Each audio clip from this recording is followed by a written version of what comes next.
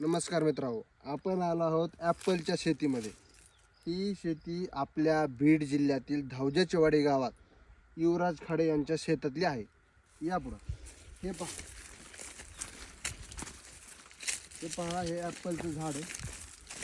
त्याला पाणी कमी पडल्यामुळे थोडंसं सुकलेलं आहे आणि हे पहा, ह्याला पूर्णपणे ॲपल आलेलं आहे। हे पहा, हे दाखवा ॲपल। हे पहा, हे ॲपल ॲपलची शेती प्रामुख्याने थंड हवेमध्ये केली जाते, पण बीड जिल्ह्यातील युवराज खडे या शेतकऱ्यांनी दाखवून दिलंय की आपण दुष्काळी भागात पण ॲपलची शेती करू शकतो। त्यांनी 3 वर्ष फक्त झाड जपवण्याचं काम केलं आणि 3 वर्षानंतर शेततलाव बनवल्याच्या नंतर त्यांनी त्या झाडाला पिकं येण्याची तयारी केली आणि 3 वर्षापर्यंत फक्त झाड झोपलं आणि आता ते फळ झोपण्याचं काम करतात। चला हे तुम्हाला दाखवतो। इकडं पहा किती मोठे झाड आहेत। पूर्ण 4 एकरची शेती आहे ॲपलची, ती पण बीड जिल्ह्यात। या आणि त्या शेतामध्ये हे पहा, कांदा दुहेरी पीक पण घेतलं जातं कांद्याचं। हे बघा, कांद्याची साईज बघा किती मोठी झाली। हे पहा, हे कांदा पण खूप चांगल्या पद्धतीने त्यांनी पिकवला आणि ॲपलची शेती पण त्यांनी टिकवली। आणि पाण्याचा स्रोत नसल्यामुळे शेततलाव, चला शेततलाव दाखवतो तुम्हाला मित्रांनो। हे बघा,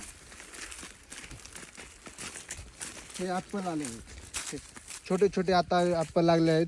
काही कालांतराने ते आता आपले मोठे होऊन विकायला पण येतील। त्यावेळेस तुम्ही अवश्य बागामध्ये भेट द्या आणि ॲपलची चव टेस्ट करा। या तुम्हाला मी शेततलाव दाखवतो। 1 नंबर शेततलाव बनवला आहे। अख्ख्या बीड जिल्ह्यात नसेल असा एक एवढा मोठा तलाव बनवला आहे। बघा पाण्याचं प्रमाण बघा खूप। हे बघा तलाव 20-25 विहिरी बसतील एवढं पाणी ह्याच्यामध्ये साठवलं आहे। हे बघा, हे तलाव आणि ह्या तलावातून आपण ह्या ॲपलला पूर्णपणे पाणी देण्याचं काम करतो। आणि ह्या ॲपलच्या नंतर वरी आपला 7 एकरचा केशरी आंब्याचा बाग आहे, तो पण तुम्हाला दाखवतो। चला मित्रांनो, आपण आता चाललो आहोत केशर आंब्याच्या बागाकडे।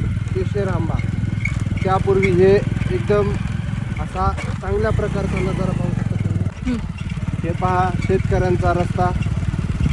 आपण चाललेलो आहोत थेट केशर आंब्याच्या बागाकडे। एकदम चांगल्या प्रकारचे शेती। हे पहा, पाणी शेतकरी पाणी देत आहेत। हे आता आपण केशरी आंब्याच्या बागात आलेलो आहे, पोहोचलोत आपण। अवघ्या 2 मिनिटाच्या अंतरावरती ॲपलच्या बागापासून ती केशर आंब्याच्या आपल्याला फक्त 2 मिनिटं आहे। चला हे पहा, हे पूर्ण बाग इथून ती पार त्यापर्यंत पूर्ण 7 एकरचा प्लॉट आहे। त्याच्यामध्ये पूर्ण केशरी आंबा आणि त्या आंब्याच्या बागामध्ये सुद्धा दुहेरी पीक। हे पहा, त्या आंब्याच्या बागामध्ये सुद्धा दुहेरी पीक। कांदा पहा, तो कांदा पहा, हे बघा इतका मोठाला कांदा आहे याच्यात पण। आणि आता तौर आलाय, तौर काही महिन्यातच आपल्याला केशरी आंबा पाहायला भेटेल।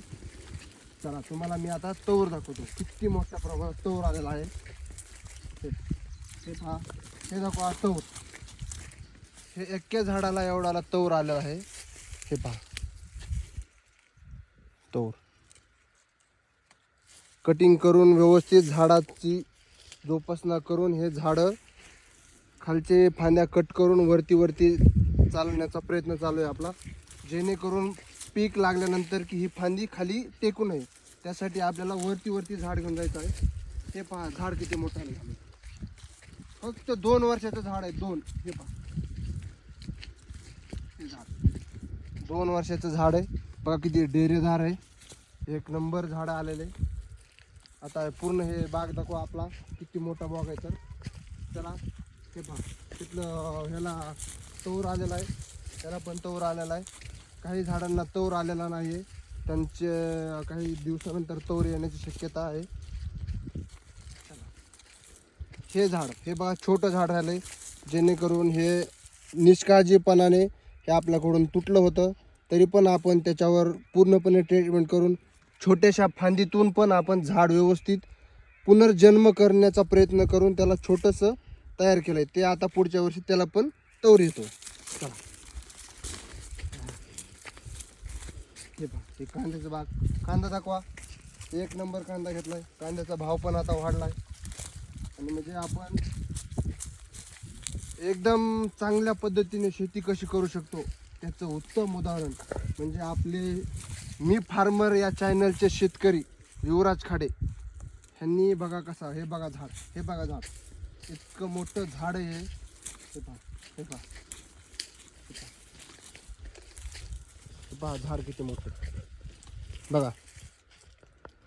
मी फार्मर युवराज खाडे यांनी खूप कष्ट करून हे झाडाला जोपासलं आहे आणि त्यांचं आता फळ त्यांना मिळालेलं आहे. हे पहा तवराच्या माध्यमातून. हां, आणखीन खूप मोठा असा प्लॉट आहे 7 एकरचा. आपल्याला जायला खूप वेळ लागेल, त्याच्यामुळे आपण हा व्हिडिओ इथं स्टॉप करू. आणि धन्यवाद तुम्ही हा व्हिडिओ पाहिल्याबद्दल. आणि तुम्हाला पूर्ण त्याच्यानंतरचा दुसरा व्हिडिओ डायरेक्ट तुम्हाला केशरी आंबे आलेले दाखवण्यात येईल. त्याच्यासाठी तुम्ही चॅनलला फॉलो करा, सबस्क्राईब करा. रामकृष्ण हरी.